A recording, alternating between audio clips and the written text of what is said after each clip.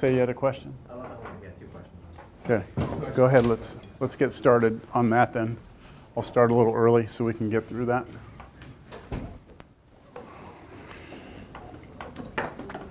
Mainly not how to do it.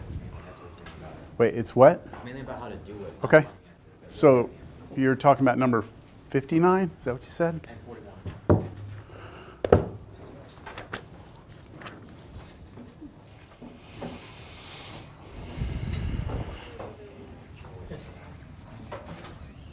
So let's start with 41. How about that? I've been asked about number 41. I know class hasn't officially started, but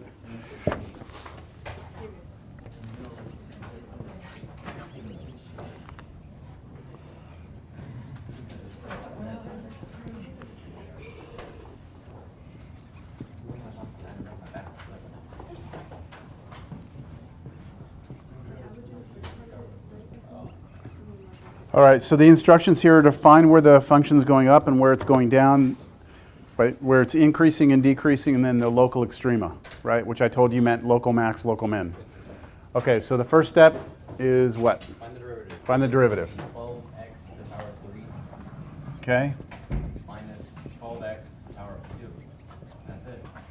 Okay. That's where I got stuck completely. Okay, Right then and there, I got stuck. Like, all right. how do I put this to 0? So what you need to do now is you need to find the critical numbers. The critical numbers of this function, which is wherever the derivative is 0 or undefined. So we first check where is the derivative equal to 0. So you're going to basically set this equal to 0. Okay? How to do it is power 3, power 2. Yeah, you do a greatest common factor at this point. So you look at what these both have in common. They both have a 12. They both have an x squared. So I factor out 12x squared. When I do that, I'll still have one x here, and I'll have a negative 1 right here, equals 0. Does that make sense? Yes? And now you're going to set each of those factors to 0. So we're going to set, since this is multiplied, we're going to set 12x squared equal to 0, and then the other thing we do is we set x minus 1 equal to 0. Okay? Now this first one, different ways you can do this, but you can just look at this and tell, hopefully, that the only number that's going to make this side 0 is if x is 0. That's the only way you can get 0 over there. And then this one, you just move the 1 to the other side, and you get x is 1. So we have 2 critical numbers so far. The second step is to look to see anywhere that the derivative is undefined. And for this derivative, I told you to look for fractions. I told you to look for square roots, and we don't have either one here. So, nothing. Okay, so now the next thing we do, what do we do? Find the Well, we found the critical numbers. What do we do with these now? I don't know. Okay, I get it. The thinking about the number line. And The number line, yes. So we're gonna do our number line, right? Is that what you said? Yeah, but I was having trouble. You have to do like this when you do it. Okay. Okay, so I draw a number line, and then I place these critical numbers onto the number line, make sure you get them in the correct order. So 0 and 1. And when you put the 2 critical numbers on the number line, this creates what we call a partition of the number line. It breaks the number line into 3 regions. Do we agree? And now you pick test points. And those test points have to come one from each region. And you can pick anything you want. You feeling better about tonight's game? Yeah. Okay. How would we do 0 and 1? Like 0.5? What's that? How would we do 0 and 1? 0.5? 0.5 would work, yep. Okay, so if I were to pick something over here, I would probably pick like negative 1. And then you said 0.5 here? Yes. And then this one right here? 2? Okay. And then now, very important, what do you do with these numbers that you just picked? You plug those numbers into the derivative. Into the derivative. Why into the derivative? What does the derivative tell us? It's going up again. That's right. The derivative tells us whether or not our original function is going up or down. If the derivative is positive, we know our function is going up. If our derivative is negative, we know our function is going down. So these test points must go into the derivative. That will be my next step. So I need to figure out what's f prime of -1, what's f prime of 0.5, and then what's f prime of 2. And so for those, I'm plugging into here, right? Bless you. So I get equals, let's see, that's enough, please. -1 cubed minus 12 times -1 squared, right? So that's plugging -1 in here. So what's -1 cubed? -1, then times 12? -12. And then over here, -1 squared, 1, and then minus 12 again. That gives us minus 24. All that we care about is that it's negative, right? So back here, look in my picture. What I know is that since the derivative is negative here, right? Because I tested -1. Since the derivative is negative in this region, that means my original function is going down. I'm going to use an arrow to represent down, decreasing. So the derivative being negative means the original function, without the derivative, is going down here. Now I test 0.5. So I plug 0.5 in to the derivative. So 12 times 0.5 cubed, and then minus 12 times 0.5 squared. Did anyone do this? Yeah. What did you get? Did anyone get an answer for this one? I think you're going to get negative again. You're going to get -6? -6 over what? 4? Okay. Okay, so can I just say this, that whatever you do here, this turns out to be negative? Okay? And remember, all I care about is if it's positive or negative. I don't care if it's -2 or -100. If it's negative, that tells me that my original function here, right, the derivative being negative means my original function here is still going down, right? So it's going down, and then it's still going down, right? And then when I plug in 2, what happens? You should get a positive number. I'm not doing that computation, but can I trust that you could plug 2 into the derivative and get a positive number? Okay, so that tells me my derivative over here is positive, which means my original function over here must be going up. We good? All right, so the question is asking for us to find out where the function is going down, where it's going up, and then the extrema. So let's start with those first 2 questions. It doesn't matter what order we do these in. I'm going to write it this way. This is where f is going up, and this is where f is going down. So is that okay if I use this as the notation from this point forward to represent f is increasing, f is decreasing? Now, where is f increasing?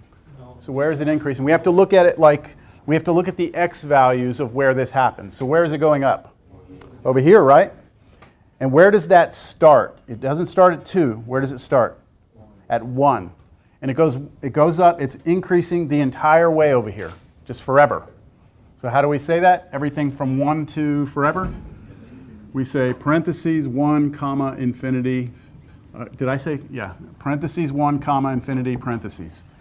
You can't really use like brackets versus parentheses. Yeah, because like sometimes they'll say like you have to use a bracket to say equal to, or do you care for that? Okay, so here's the deal with that. And I don't want to get too technical here. When you talk about increasing or decreasing functions, you have to be talking about 2 points. So when you have a function, you cannot talk at a single point, you can't talk about increasing or decreasing. You need 2 points. So when you have 2 points, then you can say, oh yes, from one point to the other, it went up a little bit, right? So because you need 2 points, if I put a bracket here, that's still, it's only 1 point. You need a point next to it. So with increasing and decreasing, it's okay to use the parenthesis. This means that if you look at this function all the way up to 1, as close to 1 as you ever want to be, it's going to be increasing as you move to the right. The fact that I leave 1 out does not make it incorrect. The only time I would really care, maybe I should answer it this way. If you put a bracket there, it is correct also. It's the same thing. The only time that this would be problematic is what if our original function, the original one that I've erased, what if it wasn't defined at 1? Like if the function was not defined at 1, like if it had like division by 0, then if you put a bracket, it would be wrong. So I always put parentheses just because it's the safer way. And does that answer the question? Okay, now where's it going down? Oh, and also we never put bracket on infinity. Just that you never do because infinity is not a number that you can ever get to, so just leave it open. What's that? Whoever came up with the term infinity. Who? I don't know if it's attributed to one person that came up with it because it's an idea more than anything else. Pardon? Never proven, just an idea. No, well, it's an idea. The idea that you go forever, right? Without stopping. That's the idea of infinity. Infinity is not an actual number. Yeah? Color black. Like there is no biggest number in our number system. There's no largest number. You can't say, oh, infinity is the biggest number. I taught my daughter that when she was like 3. I said, you know, infinity is not the biggest number. It is an idea. So, Fun to have around. yeah, she's a hoot, I tell you what. Okay, all right, where's our function going down? This whole, like from 0 to the left forever, right? That's negative infinity that way. And then up to 0, but see, look at 0, I continue going down, don't I? Yes. And I continue until I get to 1. So it's really to the left of 1 forever. So I'm going to represent that this way. Negative infinity, comma 1. Do you all understand these things? What we call intervals. This is interval notation that I'm using for my answers. What we're saying here is that so long as the x value that we pick is in here or in here, then if we look to the left or to the right, our function is going to be pitched up. Okay? So if you pick a point and you look left, it's going to go down. If you look to the right, it's going to go up. Yeah? As long as you're in here. If you're any x value between here and here, then it's going to be the other way around. And the reason I'm saying this is with intervals, we have to do it in correct order, as if you're reading a book from left to right. You cannot put 1 to negative infinity. You can't do that. If you do that, that's incorrect. It's got to be in the correct order from left to right. Okay, so we've determined where it's going up, where it's going down. Now, the extrema. We call these the local extrema. Well, we have to see what types there are. We have one type of local extrema is a local max, and the other type that we could have is what we call a local minimum. Local min, local max, all right? So where would we ever have a local max? When we're looking back at this, what would I identify a local maximum to us? So for a maximum though, for a max, it would be a high point. So we would need to be going up and then go down, right? We would need to go up and down. Do we ever go up then down? No, we never go up or down. We never go up then down. We go up, but then to the right. Remember, you have to look at this like you're reading a book, from left to right. So we never go up then back down. So we do not have a local maximum. None. All right? No local maximum. Now, do we have a local minimum? What are we looking for here? Down then up. So we do have down then up, don't we? Happens right here at 1, doesn't it? So to actually figure out the lowest point on this graph, what we need to do is plug 1, the number 1, into the original function, not into the derivative. What would happen if I plugged 1 into the derivative?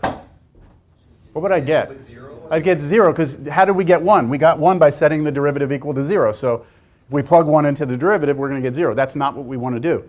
We want to plug 1 into the original function to figure out exactly how high or low this thing is. So up to down. Up to down, okay.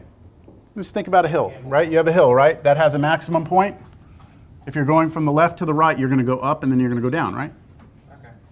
If you have a minimum, it's going to look like this. Lowest point on the graph, you're going to go down and then you're going to go up. Does that help? Yes, sir, it does. Okay. So I've erased the function. What was it, 4x cubed? No, 3x? 3x to the fourth. 4x cubed. 4x cubed. Plus 5? Minus 5? Plus 5? Plus 5. So that, sorry, I should not have written it this way. I'm actually supposed to be replacing all these x's with 1s. And just plug those in. So 1 to any power is 1. So that's just going to give me 3 minus 4 plus 5. 2? I can't do simple math right now. No, that's not 2. That's 4. I don't know what I'm thinking. Okay, 4. So what is the local minimum? It's this number right here. Now we're not saying that the lowest point on this graph is 4. We're not saying that. We're saying locally the lowest point is 4. So this graph might, what was it, this one? This graph actually looks, we don't have a maximum. So it's going to look something like that. So we have, hold on, no. Where's, what was the original function? 3x? 3x to the fourth minus 4x cubed. This was a local minimum, right? So, but we had no local maximums. So we're going to have, yeah, it's going to be kind of parabolic. It's going to look like kind of like a parabola. It's going to have a local max, but no, I mean local minimum, but no local maximum. Now, it does turn out that this is the lowest point, okay, but we don't know that. We wouldn't know that unless we actually looked at the graph. Okay? All right. You want both on the test? You Want both what? like the 1 and then also the 4, or just the 4? Just, well, the 4 is the answer, but to get it, you're going to have to plug 1 in, right? So if you just say 1, if you say local minimum is 1, that would be incorrect. You'd have to say, you have to plug that 1 into the function.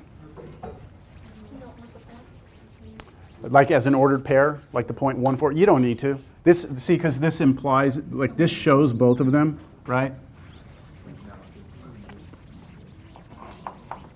Okay, does that help with that one? Okay, now I had another question on which one? 55 and 55 and 59. I didn't know if we went through that. If we did, I went through it. Well, I said don't sketch it, Oh, okay. right? I did say don't sketch, Yeah. right? Yes? Do y'all remember me saying that? Yes, sir. I did say don't sketch. Let me ask you another question about 61, though. Yeah, so 61, I want you to ignore. I'm sorry. Okay, I still looked at the answer. Yeah, because the book uses something called sign charts to explain this whole idea of increasing and decreasing, which is that's a classical approach to teaching this, is using something called sign charts. And when I was a student, I didn't care for them. They confused me. I hope this makes sense. If this makes sense, let's not overcomplicate it, okay? All right. So sorry about that. Skip 61. I thought I told you to do that, but maybe I didn't. Did I say just go to 59? No? I didn't. Okay. All right. We are going to proceed, if there aren't any questions. Oh, yeah. 12.2. The second derivative.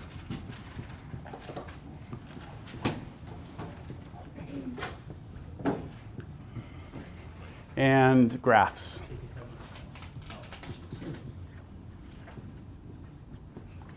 Okay, so our takeaway from 12.1 is that the first derivative tells us where a function is going up and down, right? So we can determine increasing and decreasing for a function by looking at the first derivative, figuring out where it's 0, figuring out where it's undefined, doing that little number line, all the test points. We can do all that, right? Okay. The second derivative also tells us something about what the graph looks like, but we need to actually make sure we understand what we mean by second derivative.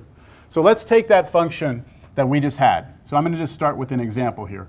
Let's say we have that function 3x to the fourth minus 4x cubed plus 5. That was the one that we just did. Now the first derivative we did, that was just taking the derivative. Now, we've never really done this part now, but could I ask you to take the derivative of the derivative? Like, that's a function still, right? And if I ask you to take the derivative of it, you get a new function. That is what we call the second derivative. Does that make sense that we call it the second? Okay. So how do we denote that? We do f, and then instead of doing a single little prime mark dash, we do two of them. So we call this f double prime, or the second derivative.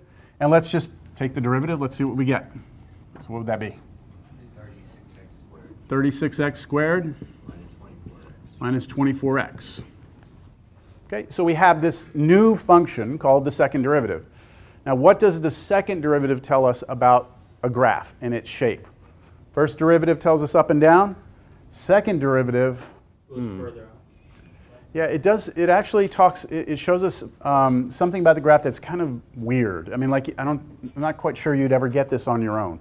So let me explain to you what it shows us. All right, and then I'll get back to this. So if I'm going to summarize what we have so far. If the first derivative is greater than 0, what does that tell us about the function? What does it tell us about the original function if the first derivative is positive?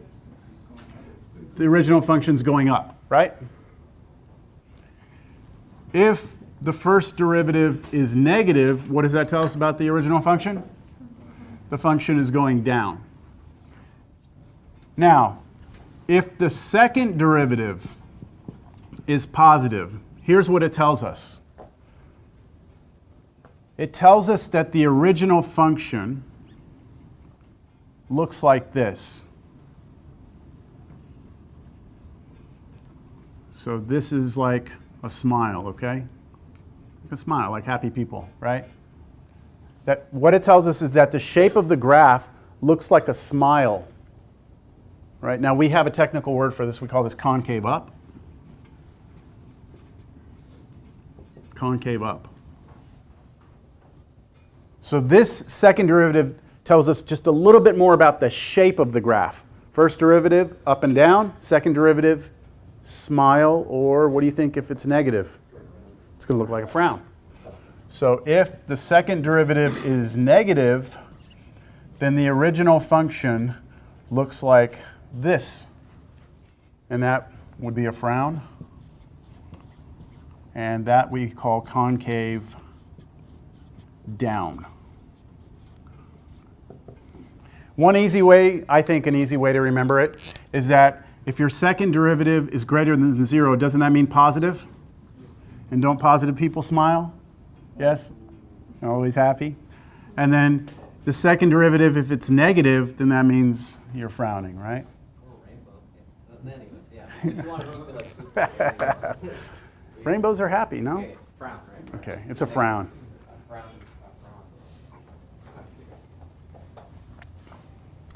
All right. Now, that's what the second derivative tells us. It's all about the shape. It's either going to look frowny or smiley.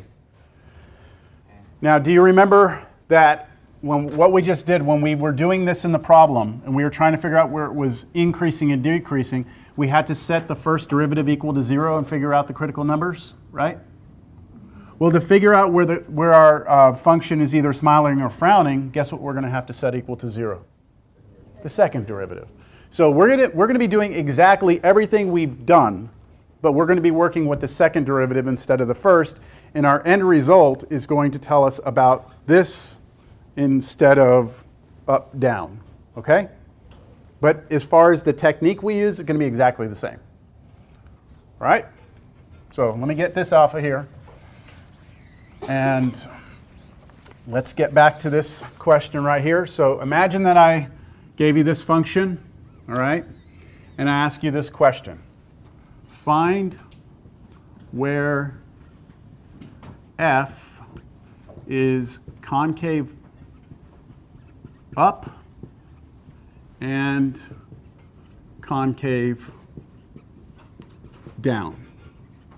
Right? Find where it's concave up, find where it's concave down.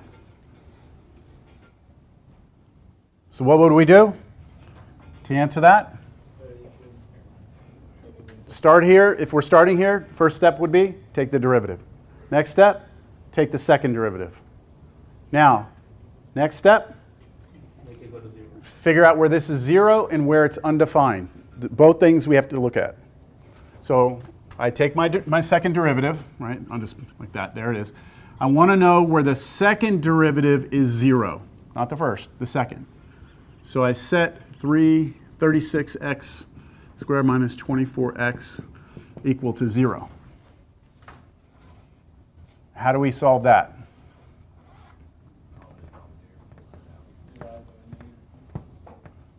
Yeah. Greatest common factor again. What's the biggest number you can pull out of these two? 12? 12 is going to be the biggest number. And then what variable? They both have a single x in common, right? So x. And then what will I be left with here? This is going to be 3x, and then minus 2. 2. Okay? Then we set each of these equal to 0. Does this look very familiar to what we've already done? Like with the first derivative, we're doing the same procedure, right? Same procedure? It's just at the end, our conclusion is going to be different. What we're saying is not up and down, right? It has to do with this thing which we call concavity. All right, so what's the answer to this? X is 0. That's the only way to get that. And then this one, move your 2 over, and then divide by 3. So x is 2/3.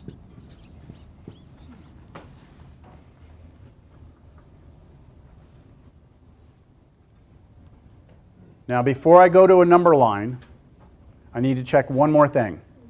Is this ever undefined? No, this is never undefined. Right? No division, no square roots. So we can proceed. Okay, so now a number line. Okay, here's my number line. And I put these 2 points on here, 0 and 2/3. That creates a natural partition of my number line into three different regions. I pick a test point from each region. So how about something over here? -1, and then something in here. 1/3 would work, okay? Or point, I don't know, 0.3. You could use anything you want, right? So whatever, I'll go with 1/3 here. It's the first thing I heard.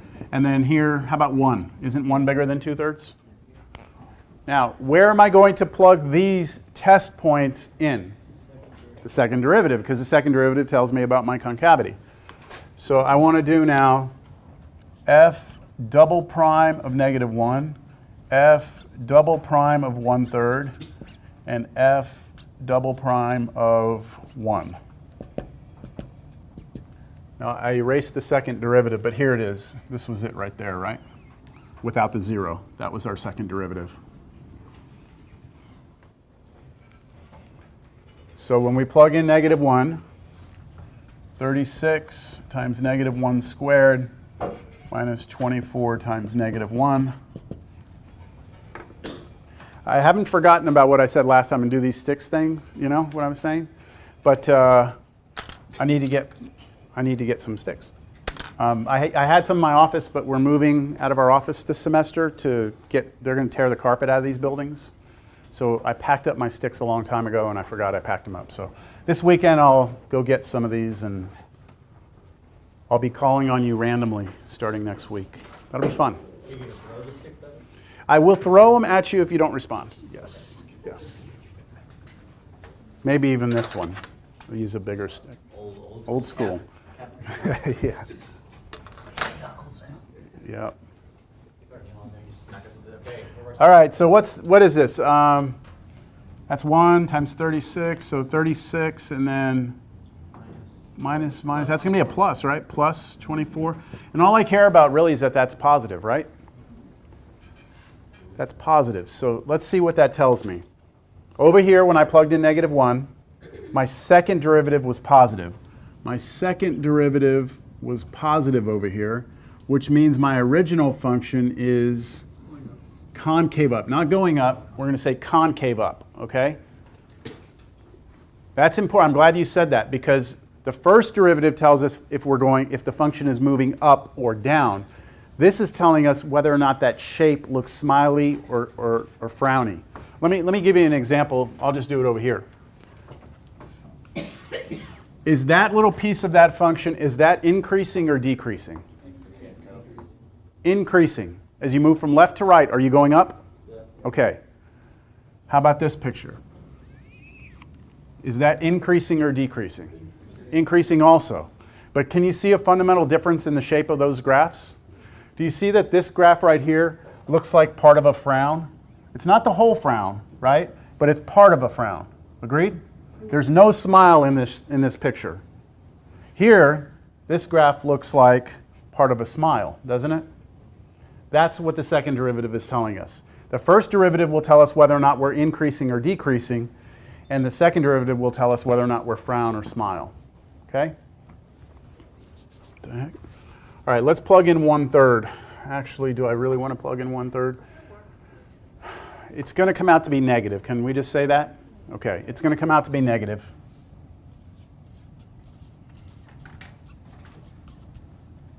And that means my second derivative is negative here. And that means my original function is concave down here. And then finally, if you plug in 1, you'll get a positive again. And that means that my original function is concave up again.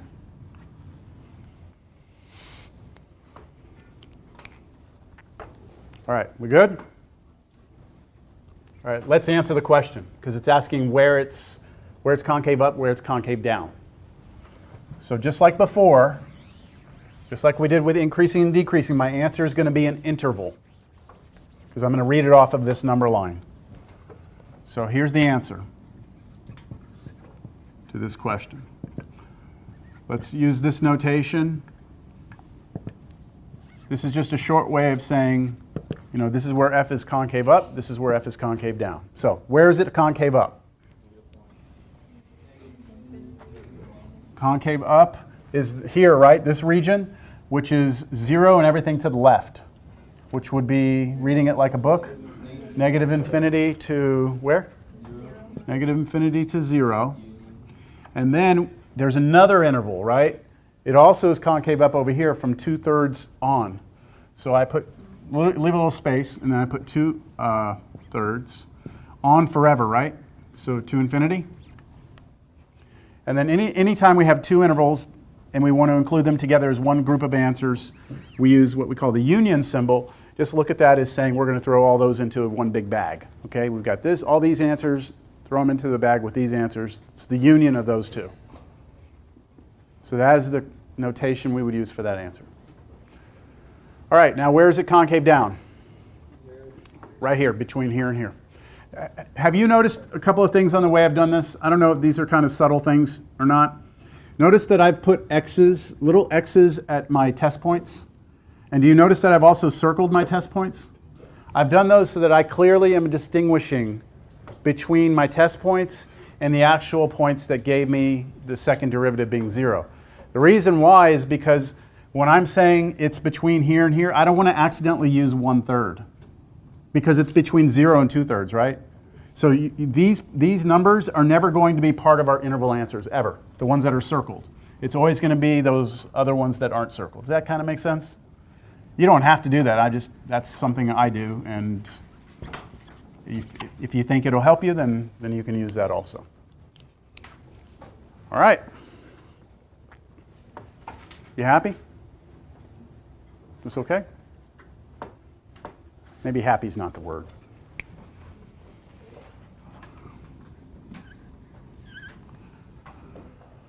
All right.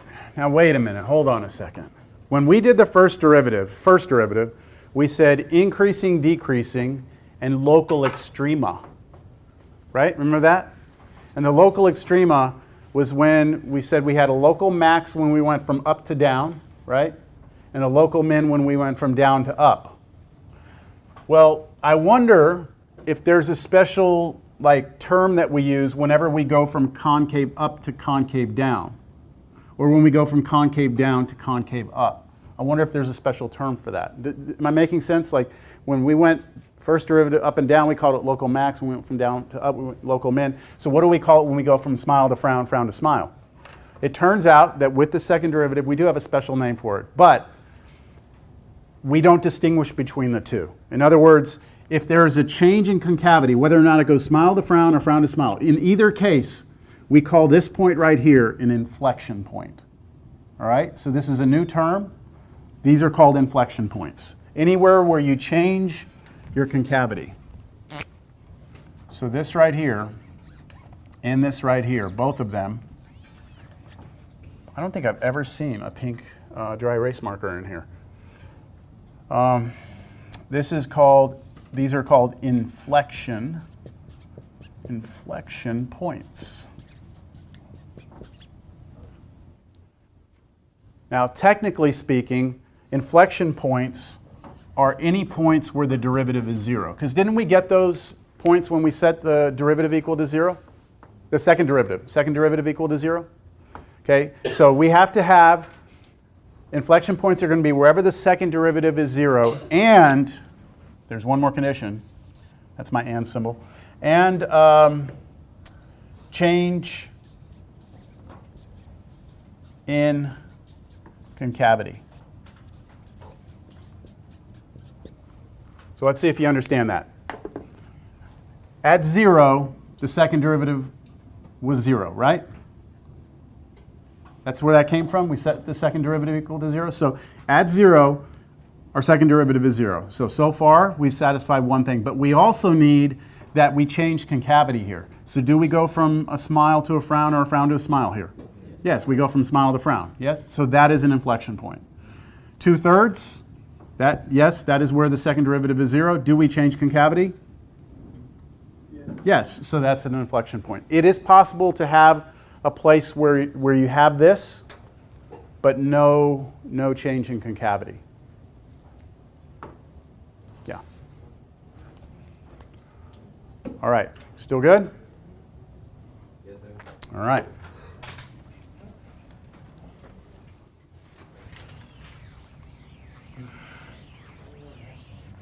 Let's do one problem together here with the whole what do they say, kit and caboodle? I don't even know what that means. Yeah.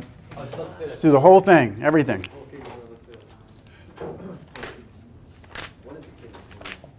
Don't.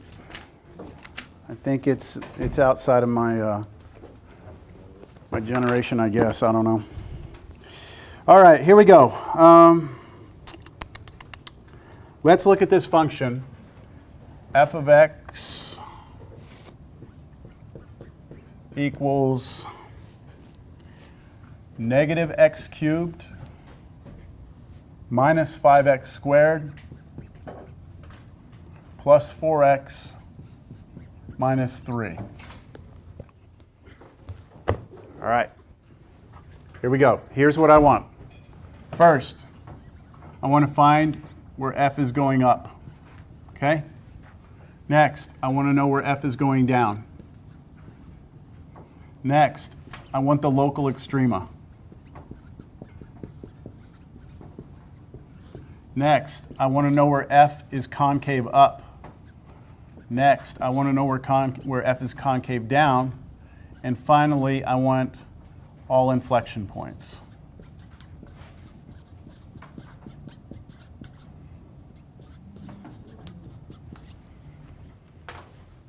See what I mean? The whole kit and caboodle. We've got everything here.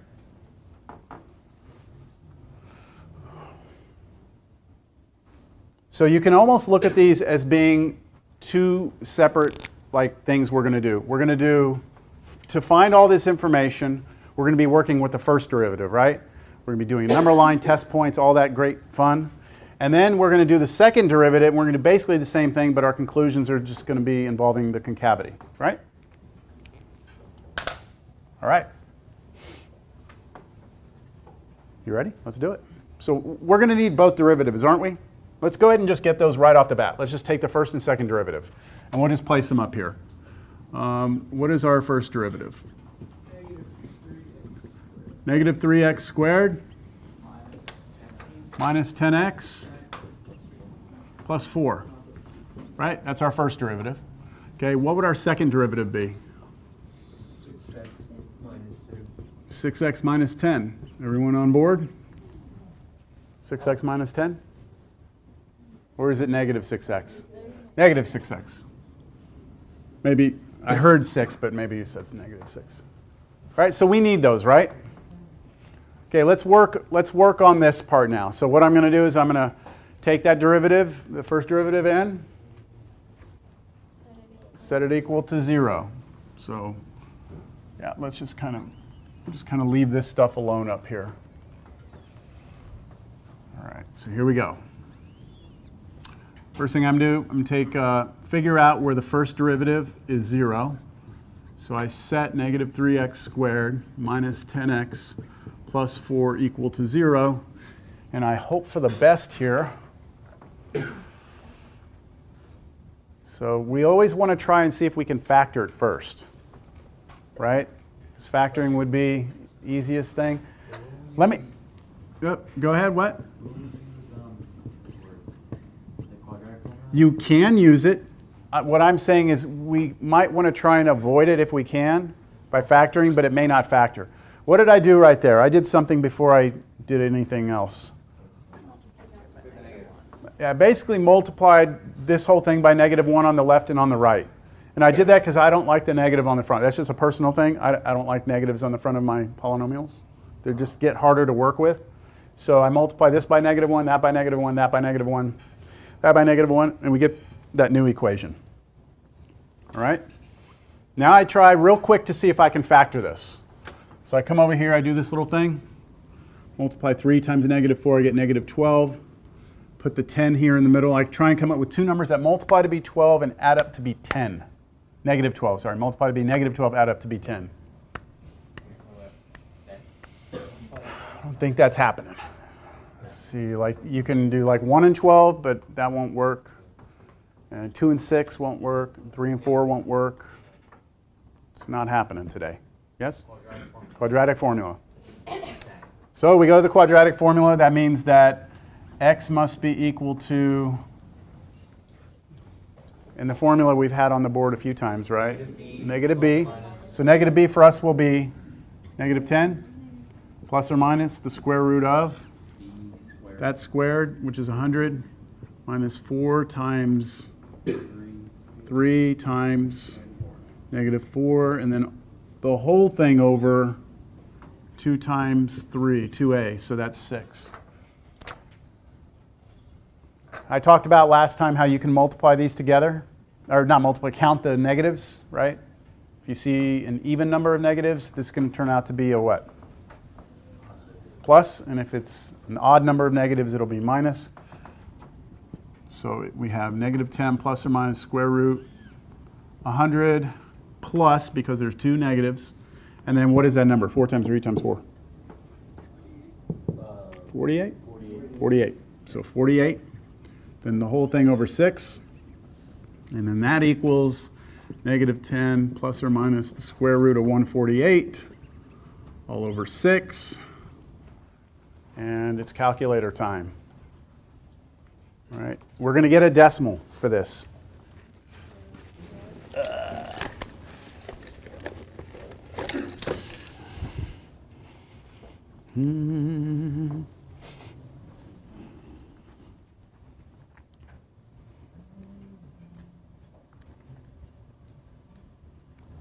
So this is -10 plus or minus, I'm getting like 12, let's just say 12.2. I'm rounding it, it's really 12.165, but I'm just going to round it to the first decimal place, all right?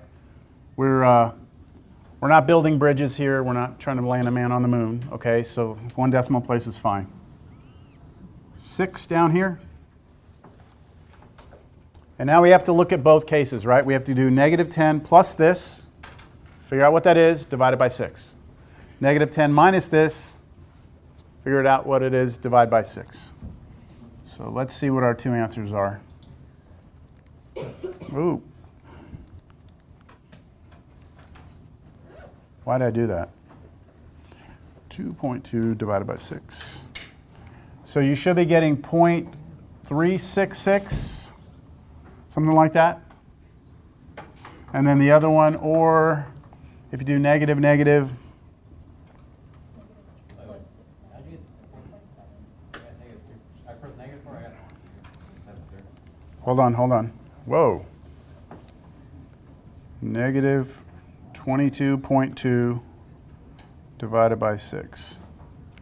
So negative 3.7. Anyone else get that? Those two? Okay. Now, what was your question?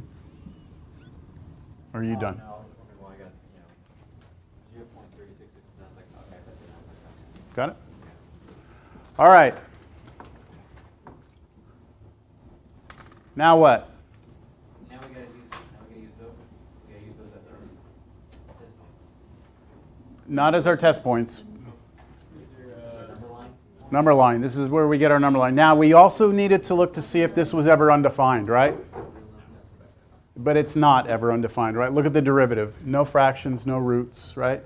So we don't have any issues there. So now we go to a number line. We plug in these two numbers. Make sure you put them in correct order. Negative 3.7 and 0.36. I don't care if you round that to 0.4. Good enough. And now test points.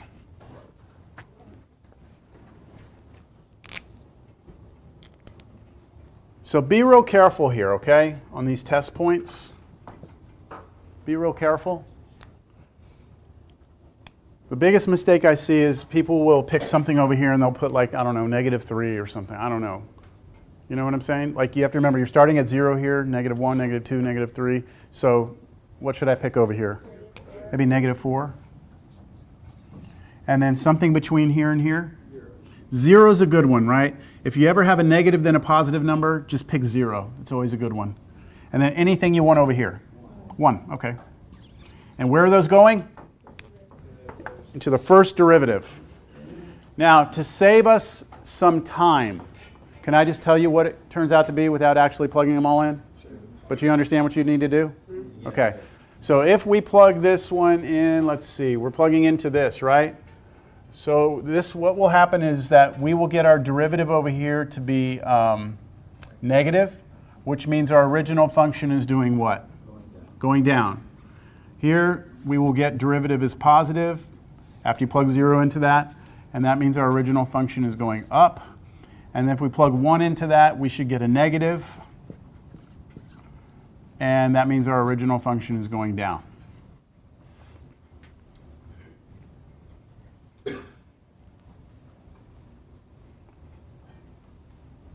At this point, of the 6 questions that we've been asked, how many of them can we answer? first two, yeah. First 2, I agree, but is that all? The third one. The third, we can actually get the extrema too, because we can see from that picture where it goes down and up and down, right? So we can knock out the first 3. Okay, so let's do that. Let's go ahead and get these answers. So where is our function going up? Between negative 3.7 and negative 3.7 and 0.36. Okay, that's where it's going up. I'm going to erase that. That's my answer there. What about where it's going down? Negative infinity. Negative infinity, so all the way to the left over there, all the way to negative 3.7. Oh, I heard negative 4. You change your mind? You see what I'm saying about why I circle them? That's exactly why, because you can accidentally grab the test point instead of the actual critical number. Unioned, right? Unioned with 0.36 forever.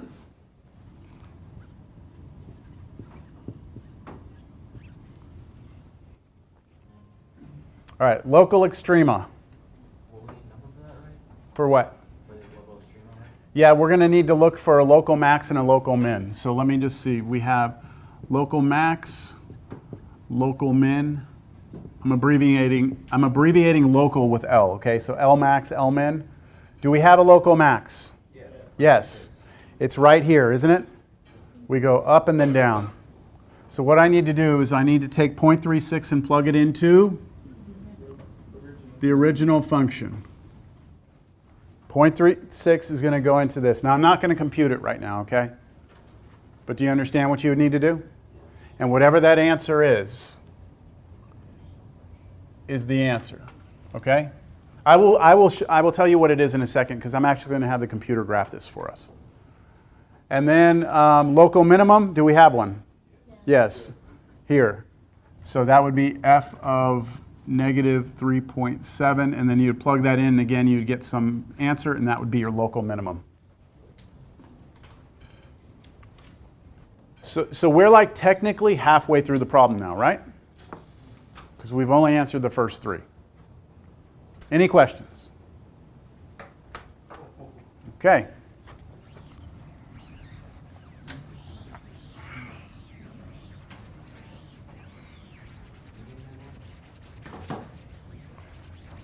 Next process or next point in the procedure is to do what? Take the second derivative, set it equal to 0.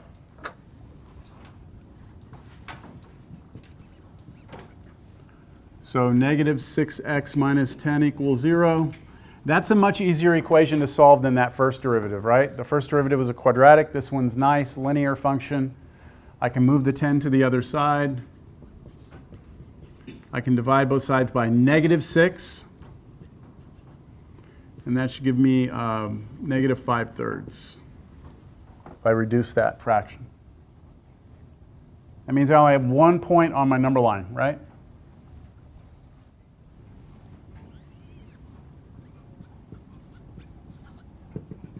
So that means how many test points do I need? Just 2. Someone give me a test point over here. No, -2. Negative 2 will work. And then something over here? 1 will work. I like 0 though. 0 is pretty nice, isn't it? And where are those going? Where are those getting plugged into? Second derivative. This I think we can do pretty easily without having to, like, it's not going to be too complicated. Negative 2 right in here, right into the second derivative. So what's negative 6 times negative 2? 12 minus 10? 2. So that's going to be positive, right?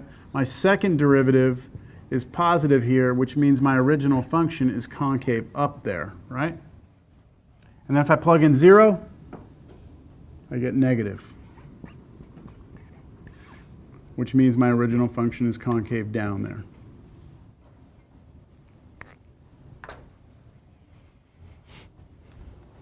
Can we answer 4, 5, and 6 now? Yes. Where's our function concave up? Negative infinity to negative 5/3. Concave down. Negative 5/3 to positive infinity. And then do we have any inflection points? Anywhere that it changes from concavity. Anywhere it goes from smile to frown or frown to smile. Yep, right there at negative 5/3. So yes, this would be at, I'm trying to decide how I want to, yeah, let's do it this way. Just to keep it consistent. We're just going to plug negative 5/3 into the function. And then whatever that is, the original function. And then whatever that is, okay, we're just going to look at that whole thing as the answer. I have a question. Yes? Would there be a time where we have to do, when we're finding second derivative, we won't have inflection points? Where you won't have inflection points? Like no solution? You would, yes, you could actually, that could happen. Now, I don't think it's going to happen here, but that could happen. And the way that works is that you would get something here that you couldn't solve, and you get no solution. So then what you would do is you would have a number line with no critical numbers on it, right? So if I don't put a number here to split up the number line, if I don't put a number, then how many regions do I have? Just one, right? So you have to pick a test point. So you pick any point you want. say 0, and you plug it into the derivative, and it's either going to be positive or negative. So you're either going to be always concave down or always concave up, if this has no solution. Okay? All right. Let's see how long it takes me to fire up this computer. I think what I want to do is show you the graph of this function.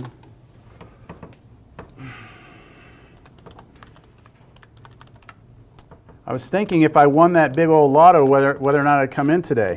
You share it? Yeah, I was really thinking about this, you know. It's like if I won that big old Mega Millions, one ticket, like would I, no, would You just wouldn't come, right? would I come? No, you know what I decided I would have done? This is what I would have done. I would have come in here and I probably would have given you all like $2,000. Awesome. And I would have said, I'm not coming back, goodbye. Like refunding or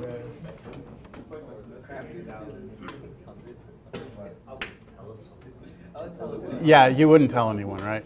Well, there's only like 7 states, and Texas is one of them that you can remain anonymous. Yeah, no, I would remain anonymous. But it'd be very difficult Listen, I'm to not come into work. My family, Yeah. so I don't need all of a sudden people calling. Yeah. Well, I heard about some guy who won, he just won like $400,000 and then like there was a home invasion, they killed him coming for his money. Yeah, people's lives change for the worse when they win the lottery. Yeah. Most times. I want to test that though. I want to see if that really is true. No, but like they can't help it. I'd like to have the personal experience. Yeah, they don't ever save anything. Personal experience, yeah. They don't save the money. Well, I mean, there's a difference between winning like $1 million and like $600 million after taxes. Is probably closer to about 600 million. I feel like What's that? I thought I was gonna get like 900 million. Yeah, after taxes it was 600 million is 900. like- No. The cash payout, the lump sum was 900. It's 1.6 if you let them pay you. I set it up that way. Yeah, but that's not actually. It's not smart to do it that way, because they invest your money at a rate. They get that 1.6 by saying, we're going to give you money over time, right? And we're going to invest your money, and that's why it's going to grow, right? So you are better off taking the 900 million and investing it yourself. yeah, I'm running into this because that's still pretty lot. That's a lot of money for. Like imagine if I was that's a lot of money I for would one just person. wanna take the lump sum. Yeah. Bill Gates. If you won Oh, and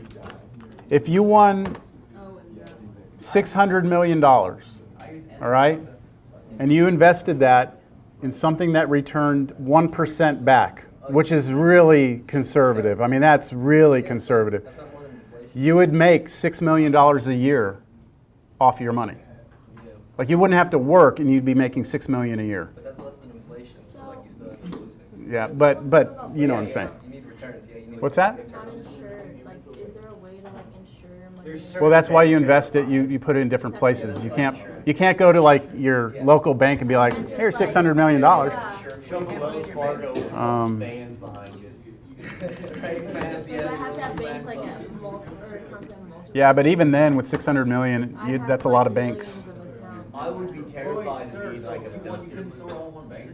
I'd just bury it in the backyard. I'm not insured that much, Walter White. so it wouldn't be. Okay, I'm graphing this. Negative x, what was it? Negative x cubed? Negative X. Oh, it's right there. Minus 5x squared Plus 4x minus plus 4x minus 3.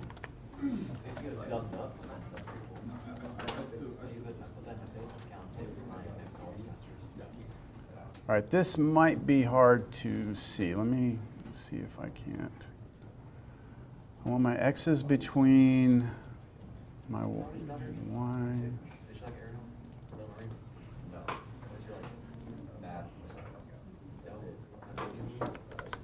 He only messes with cartoons and like cheaper and stuff.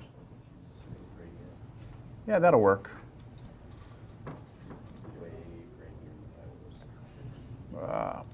I think that's going to be good. Okay, let me erase a bunch of the stuff we have here. So it would be difficult to graph this function by hand. Okay, this would be very difficult to graph that function by hand. And everything we've done, like all the math that we've done, this derivatives and stuff, have given us a wealth of information about this graph and the way it's behaving. And I want you to be thinking again, in terms of like business. If this